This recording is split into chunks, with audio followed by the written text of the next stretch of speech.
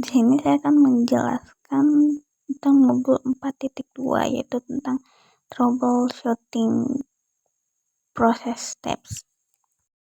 Pertama, tujuan dari pembelajaran ini yaitu mempelajari apa itu troubleshooting, langkah-langkah troubleshooting, dan masalah umum hardware beserta solusinya. Pertama, pengenalan troubleshooting. Jadi, troubleshooting itu adalah proses menemukan dan menyelesaikan masalah komputer dengan pendekatan yang terorganisasi dan logis, dengan metode yang sistematis. Teknisi dapat mengidentifikasi penyebab kerusakan secara tepat. Proses ini juga membantu mengurangi variabel yang tidak perlu sehingga fokus hanya pada sumber masalah yang paling mungkin. Tujuannya adalah memperbaiki gangguan tanpa menyebabkan kerusakan tambahan pada perangkat. Seiring waktu, pengalaman teknisi akan membuat proses troubleshooting semakin cepat dan efektif karena mereka mampu mengenali pola masalah dan solusi yang tepat. Next, pentingnya data backup. Backup adalah proses membuat salinan data ke perangkat lain atau layanan cloud agar data tetap aman jika terjadi kerusakan pada komputer. Sebelum melakukan perbaikan, teknisi harus memverifikasi beberapa hal penting. Tanggal backup terakhir, isi data yang dicadangkan, integritas data, apakah file masih utuh dan tidak rusak, serta ketersediaan media untuk melakukan pemulihan atau restore. Jika pelanggan tidak memiliki backup, teknisi wajib meminta mereka menandatangani Reliability Release Form, yaitu dokumen persetujuan, untuk menghindari adanya tuntutan jika data hilang selama proses perbaikan. Backup memastikan data tetap aman dan dapat mencegah kehilangan informasi penting pada komputer.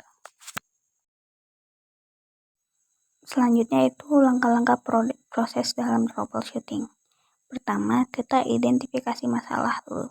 Langkah pertama adalah mengumpulkan informasi dari pengguna dan mengamati gejala secara langsung. Tujuannya yaitu untuk memahami apa yang benar-benar terjadi. Kedua, buat teori penyebab. Setelah memahami gejala, teknisi akan membuat dugaan awal tentang kemungkinan penyebab, mulai dari masalah yang paling sederhana hingga yang lebih kompleks. Ketiga, uji teori. Teori yang sudah dibuat kemudian diuji. Jika terbukti benar, teknisi dapat melanjutkan ke perbaikan, dan jika tidak, teori baru harus dibuat dan diuji kembali, baru melakukan perbaikan. Lalu langkah keempat yaitu buat rencana solusi dan implementasikan. Setelah menemukan penyebab yang tepat, teknisi harus menentukan langkah perbaikan yang aman dan efisien, lalu menerapkannya pada sistem. Kelima, verifikasi fungsi sistem dan lakukan pencegahan. Setelah perbaikan dilakukan, sistem harus diuji kembali untuk memastikan semuanya bekerja secara normal. Jika perlu, teknisi memberikan rekomendasi pencegahan agar masalah yang terjadi tidak terulang lagi. Keenam, dokumentasi hasil. Semua langkah, penyebab, dan solusi dicatat sebagai dokumentasi. Ini berguna untuk referensi di masa depan dan mempercepat troubleshooting pada kasus yang serupa. Jadi proses ini tuh memastikan troubleshooting dilakukan secara sistematis, aman, dan efektif tanpa adanya kendala. Selanjutnya yaitu mengidentifikasi masalah. Jadi identifikasi masalah adalah tahap awal troubleshooting di mana teknisi mengumpulkan informasi sebanyak mungkin. Proses ini dimulai dengan pertanyaan terbuka untuk mendapatkan gambaran umum dari pengguna, seperti apa yang terjadi sebelum komputer bermasalah. Selain itu, teknisi menggunakan pertanyaan tertutup untuk memperjelas detail tertentu. Misalnya, apakah komputer menampilkan pesan error? Semua jawaban harus didokumentasikan agar tidak ada informasi yang terlewat saat analisis. Selain informasi dari pengguna, teknisi juga memanfaatkan berbagai sumber data teknis, seperti bytecode BIOS untuk mendeteksi kerusakan hardware saat booting, pengaturan BIOS untuk memeriksa CPU, RAM, dan perangkat boot. Lalu, event viewer untuk melihat log kesalahan sistem, Device Manager untuk memeriksa status driver dan hardware, Task Manager untuk memonitor aplikasi dan penggunaan sumber daya. Dengan kombinasi wawancara dan data teknis, penyebab masalah nantinya akan dapat diidentifikasi secara lebih akurat. Selanjutnya itu membuat teori penyebab atau probable cause. Setelah informasi dan gejala masalah dikumpulkan, teknisi akan mulai menganalisis penyebab. Next, menguji teori. Menguji teori ini dilakukan dengan mencoba setiap dugaan penyebab secara terurut dan terkontrol.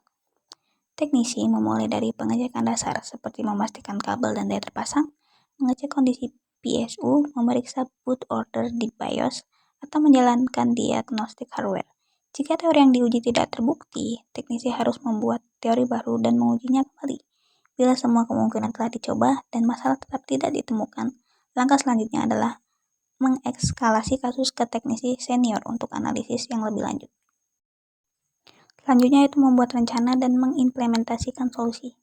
Setelah penyebab masalah ditemukan, teknisi akan menyusun rencana perbaikan yang jelas berdasarkan hasil pengujian sebelumnya. Dalam menyusun rencana ini, beberapa hal yang harus dipertimbangkan seperti risiko terhadap data, apakah ada kemungkinan data hilang dan perlu backup dulu, waktu pengerjaan, berapa lama sistem akan down, serta suku cadang yang dibutuhkan, apakah ada komponen yang harus diganti.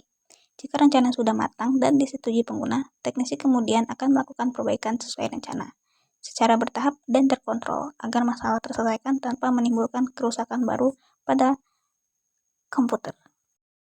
Selanjutnya, verifikasi fungsi sistem. Setelah perbaikan dilakukan, teknisi harus memastikan semua fungsi sistem berjalan dengan normal. Caranya dengan melakukan pengujian berkali-kali, misalnya membuka beberapa aplikasi, melakukan restart, atau mencoba fitur yang sebelumnya bermasalah. Selain memastikan masalah sudah hilang, teknisi juga perlu menerapkan langkah pencegahan agar masalah tidak terulang, seperti update OS atau driver supaya sistem lebih stabil dan aman, perawatan berkala, membersihkan debu, cek suhu dan storage, pengaturan keamanan dan backup rutin agar data tetap aman jika terjadi gangguan di kemudian hari. Lalu ada dokumentasi hasil perbaikan.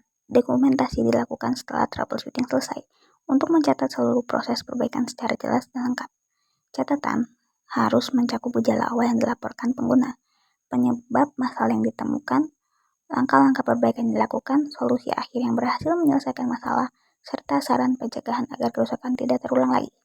Dokumentasi ini sangat penting karena membantu teknisi lain memahami riwayat perbaikan, mempercepat penanganan jika masalah muncul kembali, dan menjadi referensi nantinya berharga untuk kasus serupa di masa depan. Selanjutnya, masalah umum pada hardware. Hardware komputer seringkali mengalami masalah yang dapat mengganggu kinerja sistem. Pada penyimpanan, masalah seperti kabel longgar, pengaturan BIOS yang salah, atau drive belum diformat dengan benar bisa menyebabkan komputer tidak mendeteksi hard drive. Motherboard dapat bermasalah akibat komponen yang gagal berfungsi, driver yang rusak, atau update firmware yang tidak kompatibel. Pada power supply, kerusakan PSU, kekurangan watt, atau koneksi daya yang longgar sering menyebabkan komputer mati tiba-tiba atau tidak menyala sama sekali. CPU dan RAM dapat mengalami overheat jika pendinginan buruk, pemasangan tidak tepat, atau ketidakcocokan jenis modul. Sedangkan pada display atau monitor, masalah yang umum adalah layar berkedip atau flickering, warna tidak normal, atau bahkan tidak ada tampilan no display. Semua masalah ini memerlukan pengecekan fisik dan diagnostik untuk menemukan penyebab pastinya. Lalu ada troubleshooting lanjutan. Troubleshooting lanjutan itu berfokus pada masalah komputer yang lebih kompleks dan sering membutuhkan pemahaman teknis yang lebih mendalam lagi. RAID tidak terdeteksi biasanya disebabkan oleh konfigurasi RAID yang salah, drive yang gagal, atau controller RAID yang bermasalah. Perlu pengecekan BIOS atau UEFI dan status setiap drive. Lalu, komputer sangat lambat atau BSOD Blue Screen of Death bisa disebabkan oleh RAM yang rusak, driver konflik, bad sector, malware, atau overheat. Diagnostik hardware dan analisis kode BSOD diperlukan. Lalu ada CPU multi-core, hanya terbaca satu core. Masalah ini biasanya dapat muncul karena konfigurasi BIOS yang salah. OS tidak mendukung multiprosesor, atau ada kerusakan pada CPU atau motherboard. Lalu BIOS update gagal boot.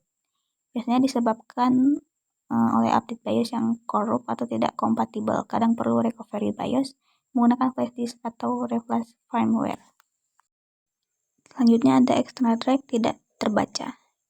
Bisa karena port USB rusak, driver tidak sesuai, sistem file rusak, atau daya USB yang tidak mencukupi. Bisa dites dengan port lain atau periksa disk management. Sistem sering di-start sendiri, itu umumnya terjadi akibat PSU tidak stabil, overhead CPU atau GPU, RAM bermasalah, atau software crash, perlu cek suhu, log event viewer, dan kondisi PSU. Masalah-masalah ini biasanya memerlukan pendekatan troubleshooting yang sistematis dan pemahaman mendalam tentang interaksi antara hardware dan software. Dan tulisan cannot read from source disk itu menandakan kerusakan pada hard drive, bad sector atau kabel data yang bermasalah. Perlu pengecekan smart status dan penggantian kabel atau drive. Sekian dari saya, terima kasih.